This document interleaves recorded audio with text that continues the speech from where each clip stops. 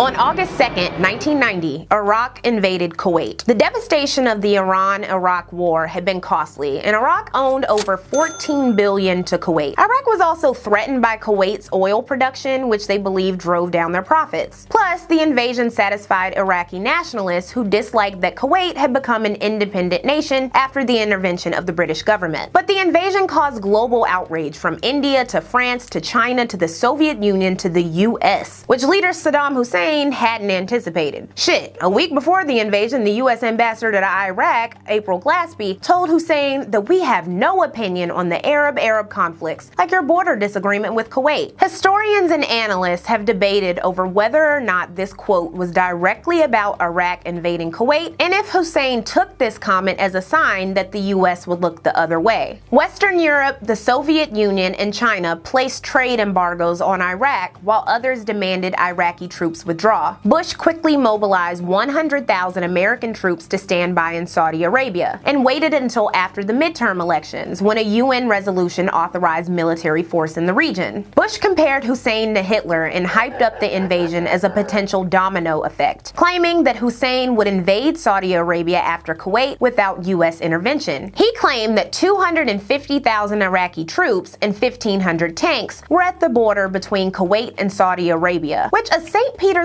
Times reporter named Gene Heller investigated. Coincidentally, Heller is a The Ohio State University grad, who also broke the news about the Tuskegee syphilis experiments in 1972. She found that there weren't Iraqi troops at the border in such large numbers. She wrote, "Only days after the Soviet photos were taken, the Pentagon said Iraqi forces in and around Kuwait had grown to 360,000 men and 2,800 tanks, a sizable enough movement of troops and equipment to leave telltale marks and scars on the landscape that should be visible by satellite." Soviet analysts whose cameras captured the photos she used for proof said, "We're willing to concede, at least for purposes of argument, that it is not impossible that all Iraqi activity is below the level of resolution. But if there were tent cities, if there were bunkers, if there were staging, supply, and maintenance areas, we find it really hard to believe that we miss them." When confronted by Gene Heller, Secretary of Defense Dick Cheney told her, "Trust us." So all these alleged troops near the Saudi Arabian border is one reason that Congress decided to get the war cracking, but the other was because in October 1990, testimony from a 15-year-old Kuwaiti girl named Nayirah sent shockwaves. "While I was there, I saw the Iraqi soldiers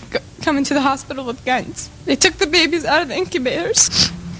Took the incubators and left the children to die on the cold floor." Though she informed a congressional caucus that she had witnessed Iraqi soldiers removing babies from incubators to watch them die, this stirring testimony was initially supported by Amnesty International, but they refuted it when they couldn't find proof. "I'm glad I'm 15, old enough to remember Kuwait before Saddam Hussein destroyed it, and young enough to rebuild it. Thank you." It was later revealed that not only was Nayirah the daughter of the Kuwaiti ambassador to the US, but that her testimony was organized by a public relations firm working for Citizens for a Free Kuwait, the AstroTurf group created by the Kuwaiti government to rally support for US intervention. In November, the UN gave Iraq one final chance to leave Kuwait by January 15, 1991, and in the process authorizing states like the US to use all necessary means if Iraq didn't leave. In December, Iraq proposed a withdrawal from Kuwait if a solution was provided for the Israel-Palestine issue, and Israel was stripped of its weapons of mass destruction, to which the Allied forces refused. Iraq didn't leave Kuwait, and the January 15th deadline arrived. The U.S. resolution authorizing war passed the Senate by 6 votes, and all the Democrats who voted against were ridiculed as weak. "No blood for oil," chanted anti-war protesters in the streets of downtown Chicago and other cities. However, polls showed the majority of white, Asian, and Latino respondents saying the U.S. should go to war. Late on January 16th, airstrikes began and troops were deployed in Operation Desert Storm, kicking off the Gulf War. The U.S. was joined by the British Royal Air Force, France, Saudi Arabia, Egypt, and of course, Kuwait. And they quickly beat back Iraqis from the region, with their victories hyped up and trumpeted by CNN's 24/7 coverage. The station's coverage boosted its ratings by 12 times, as it was the first continuous live footage of an American war. The whole thing was done by February 28, 1991. Kuwait is liberated. Iraq's army is defeated. Our military objectives are met.